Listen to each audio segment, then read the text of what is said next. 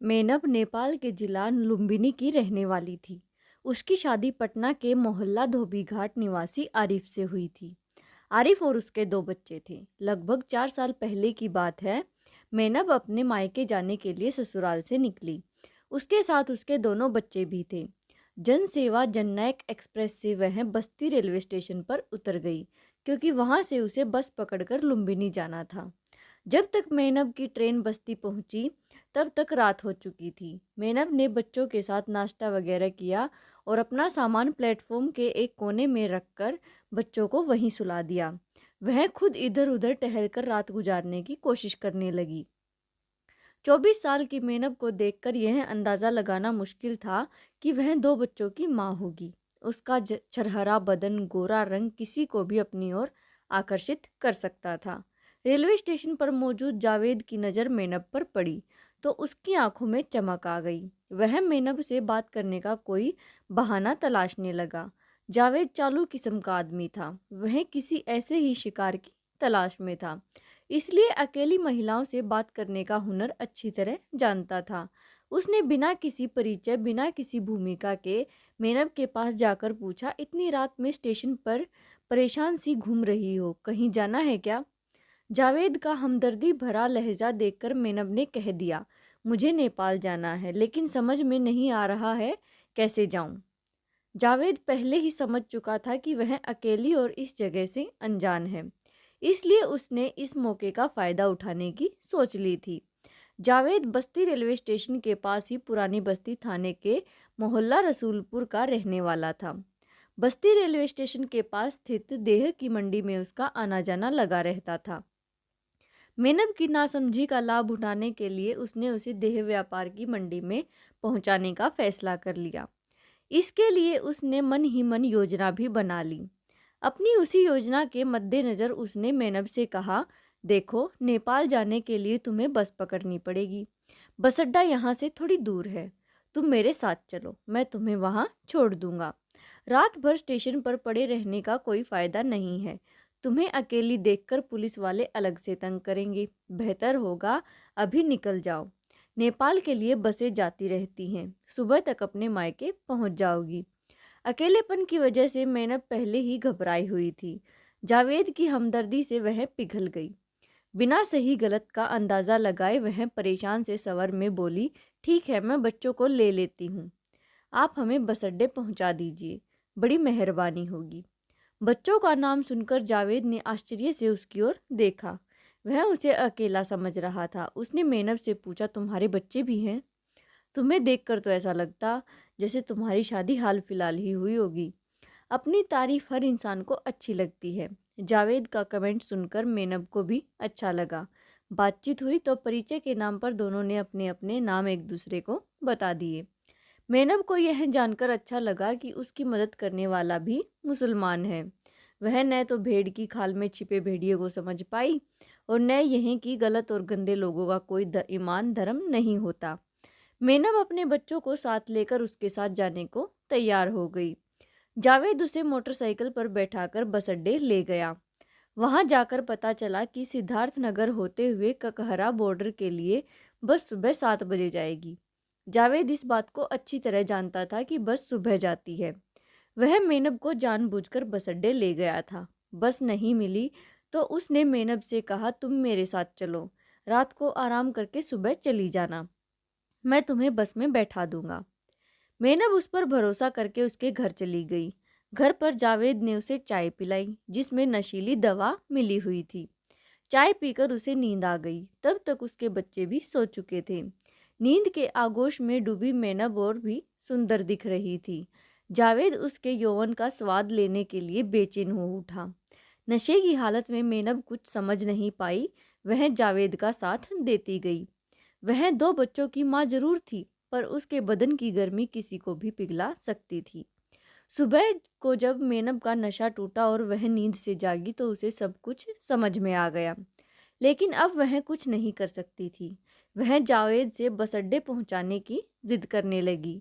इस पर जावेद ने समझाया, तुम कुछ दिन हमारे साथ रहकर पैसा कमा लो, फिर मायके चली जाना। तुम खूबसूरत हो, जवान भी। तुम पर पैसे लुटाने वाले मैं ढूंढ लाऊंगा। यहाँ रहोगी तो पटना और नेपाल की गरीबी से भी पीछा छूट जाएगा। हम तुम्हारे बच्चों का यहीं के स्कूल में दाखिला करा देंगे। मेनब इसके लिए तैयार नहीं थी। उसने घरेलू मारपीट से तंग आकर पति का साथ और घर छोड़कर मायके में रहने का फैसला किया था। वहीं वह जा जा भी रही थी, लेकिन बीच रास्ते में यह मुसीबत आ गई थी।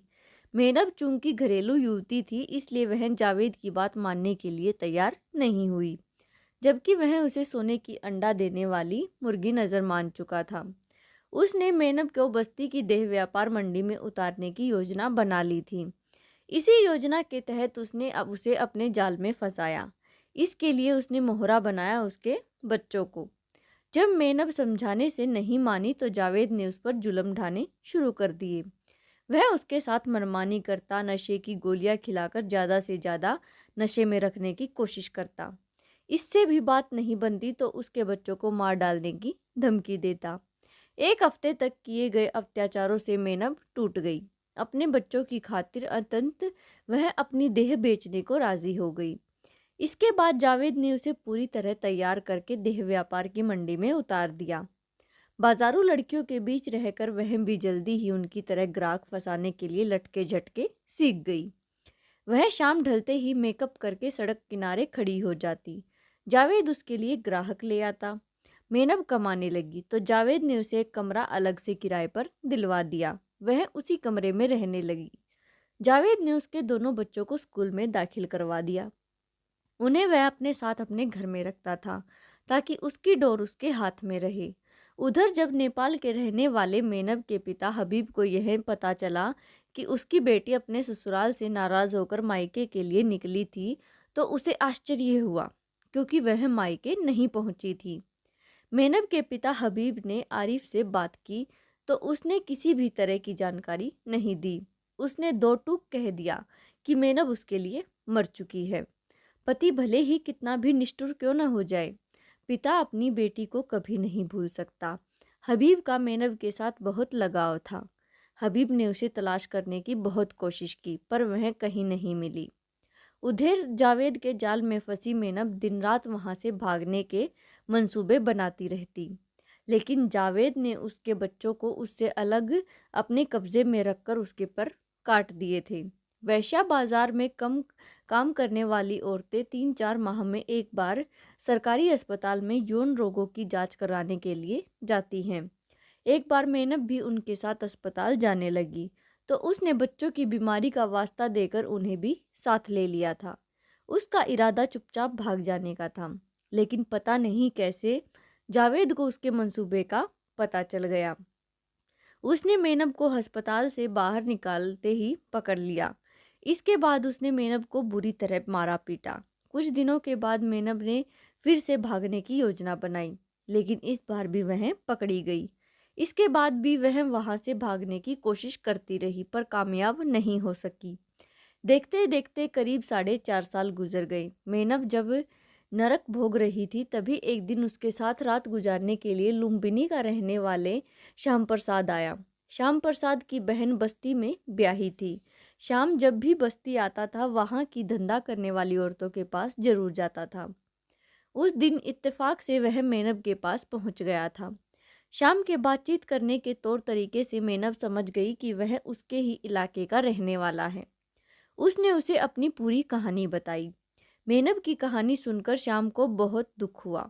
उसने मेनब से वादा किया कि वह उसके पिता को तलाश कर कर रहेगा।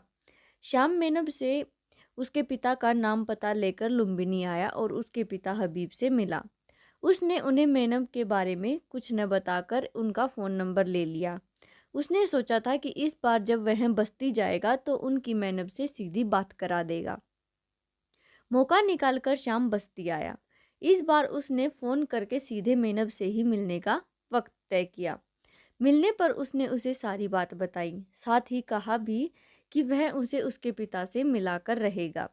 उसने मेनब से शारीरिक संबंध बनाने से भी मना कर दिया। बातों बातों में श्याम ने मेनब के पिता को फ़ोन लगा दिया। पिता की आवाज़ सुनकर मेनब खुद पर काबू नहीं रख सकी। वह फ़ोन पर ही फफक कर रोने लगी। कुछ देर तो हबीब को समझ ही नहीं आया कि वह क्या करे। फिर उसने खुद को संभालकर बेटी को दिलासा दिया। हबीब बूढ़ा जरूर हो चुका था, पर बेटी से मिलने की इच्छा ने उसे अलग तरह की ताकत दे दी थी। वह बोला, बेटी तू परेशान मत हो, मैं जल्दी ही बस्ती आऊँगा तुम्हें लेने। अब तुम्हें वहाँ कोई नहीं रोक पाएगा। पिता की बातों से मेनब को भरोसा होने लगा कि अब वह उस नरक से निकल जाएगी। हाँ, उसे शातिर दिमाग जावेद से जरूर डर लग रहा था। साथ ही वह यह सोचकर भी डर रही थी कि कहीं उसकी वजह से उसका बूढ़ा बाप किसी मुश्किल में न पड़ जाए। एक बार तो उसने सोचा भी कि पिता को मना कर दे और अपनी बाकी की जिंदगी उसी दलबदल में निकाल दे, लेकिन अपने बच्चों के बारे में सोचकर वह हर तरह का खतरा उठाने को तैयार हो गई। जनवरी के पहले सप्ताह में हबीब मेनब को तलाश करने के लिए बस्ती की देह व्यापार मंडी में आ पहुंचा। बस्ती रेलवे स्टेशन के पास ही बसा वैश्या बाजार पुरानी पतली गलियों में बने छोटे छोटे बदबूदार कमरों से भरा हुआ था। दोपहर के समय हबीब इस बस्ती में गया। वह मेनब को तलाशने के लिए जानबूझकर शाम का सहारा नहीं लेना चाहता था। उसे डर था कि कहीं उसकी मौजूदगी से जावेद को शक न हो जाए। हबीब जब वैश्या बाजार की तरफ जाने लगा तो उसका जमीर साथ नहीं दे रहा था। बुढ़ापे में उसे वैश्या बाजार जाना ठीक नहीं लग रहा था, लेकिन इसके अलावा उसके पास कोई रास्ता भी नहीं था। कई लोगों ने उसे व्यंग्य भरी नज़रों से देखा भी, लेकिन उसने उनकी परवाह नहीं की। वेश्या बाजार में आदमी की उम्र नहीं, पैसा देखा जाता है। हबीब ने भी पैसे दिखाने शुरू किए तो देह जीवा उसके करीब आने लगी। हबीब उनसे बात करता और आगे बढ़ जाता। इस तरह उसने कई दिन मंडी में इधर उधर घूमते निकाल दिए। वेश्या बाजार में बेटी की तलाश में भटकते एक पिता को ग्राहक बनकर घूमना पड़ रहा था। बस्ती के वेश्या बाजार में हर उम्र की औरतें देह व्यापार करती हैं। ये सभी औरतें खुद को एक दूसरी से ज़्यादा जवान और कम उम्र की समझती हैं। कई बार वह उम्र दराज पुरुषों का मजाक उड़ाने से भी नहीं चूकती। कई जगह हबीब का भी मजाक उड़ाया गया, लेकिन उसने परवाह नहीं की। 2 दिन इसी तरह निकल गए। तीसरे दिन हबीब को मेनब दिख गई। बाजार की बात थी, इसलिए हबीब ने उसे इशारा करके अपने पास बुलाया और ग्राहक की तरह ही बात की। मेनब ने भी पिता से उसी अंदाज में बात की और उन्हें लेकर अपने कमरे में आ गई। अकेले में वह पिता से लिपटकर फूट फूट कर रोई। बेटी की हालत देखकर हबीब ने सोचा कि क्यों न वह अपने बल पर ही मेनब को बाहर ले जाए। उसने अपनी यह इच्छा मेनब को भी बताई तो उसने समझाया, आप नहीं जानते, यहाँ गुंडों का राज है। किसी को जरा सा भी शक हो गया तो मुझे कहीं ऐसी जगह छिपा देंगे कि पता भी नहीं चल पाएगा। बेटी, तुम चिंता मत करो, मैं तुम्हें कल यहाँ से बाहर निकाल ले जाऊँगा। कहकर हबीब वहाँ से बाहर आ गया। बाहर आकर वह सीधे पुरानी बस्ती थाने गया। बस्ती का वेश्या बाजार इसी थाना क्षेत्र में आता है। लोगों ने हबीब को बताया था कि पुरानी बस्ती थाने के थाना प्रभारी प्रदीप सिंह तुम्हारी बेटी को वेश्या बाजार से बाहर निकालने का काम कर सकते हैं। हबीब थाना प्रभारी प्रदीप सिंह के पास गया और उनके पैर पकड़कर पूरी दास्तान बताई। प्रदीप सिंह ने हबीब की बात सुनकर बस्ती के एसपी वीपी श्रीवास्तव से संपर्क किया। उन्होंने आदेश दिया कि तुरंत कार्रवाई करें। इसके बाद प्रदीप सिंह ने पुलिस फोर्स के साथ जनवरी के दूसरे सप्ताह को ही बस्ती के वैश्या बाजार पर छापा मारा। नतीजतन मेनब और उसके बच्चों को देह व्यापार करने वालों के चंगुल से बाहर निकाल दिया गया। पुलिस ने मेनब से पूछकर देह व्यापार कराने वाले रसूल नगर मोहल्ले के जावेद को भी पकड़ लिया। उसके खिलाफ अनैतिक देह व्यापार अधिनियम के तहत मुकदमा दर्ज करके उसे जेल भेज दिया गया। वेश्या बाजार से आज़ाद होने के बाद मेनब ने बताया कि उसने वहां 4 साल से ज़्यादा समय तक नरक जैसी जिंदगी गुजारी थी। हर रोज उसके शरीर को 5-10 ग्राहकों द्वारा रोंदा और नोचा खसोटा जाता था। वह तो जिल्लत भरी जिंदगी से बाहर निकल आई, पर अभी भी वहां उसके जैसी कई और लड़कियां हैं। मेनब ने बताया कि वहां जो लड़की आती है वह पूरी तरह से दलालों के चंगुल में फंसकर रह जाती है। शुरू में उसे नशे की गोलियां खिलाकर मारपीट कर इस धंधे में उतारने के लिए तैयार किया जाता है। बाद में मजबूर होकर उसे उनकी बात माननी पड़ती है। यहाँ नेपाल और बिहार की गरीब और लाचार लड़कियों को लाया जाता है। उसकी किस्मत अच्छी थी कि देर से ही सही पर बच गई। उसके पिता बहुत अच्छे हैं, जिन्होंने यहाँ रहने के बाद भी मुझे अपना लिया। मेनब के पिता हबीब ने बताया कि उसने तो अपनी बेटी को मरा समझकर बुला दिया था। उसकी बेटी इस स्थिति में मिलेगी उसने कभी सोचा भी नहीं था। मेनब के बरामद होने के बाद बस्ती के एसपी वीपी श्रीवास्तव ने इस वेश्या बाजार को जबरन देह व्यापार का अड्डा नहीं बनने देने का संकल्प लिया और एक मुहिम चलाकर दलालों को वहां से खदेड़ने की शुरुआत कर दी। देखने वाली बात यह है कि वह कब तक अपना संकल्प पूरा कर पाते हैं। मेनब अपने पिता के साथ अपने घर नेपाल चली गई, जहां वह मेहनत मजदूरी करके अपनी ज़िंदगी का बोझ खुद उठाएगी और अपने बच्चों को पालेगी। ऐसी ही और स्टोरीज़ के लिए प्लीज़ वीडियो को लाइक, शेयर एंड चैनल को सब्सक्राइब जरूर करें। Thanks for watching.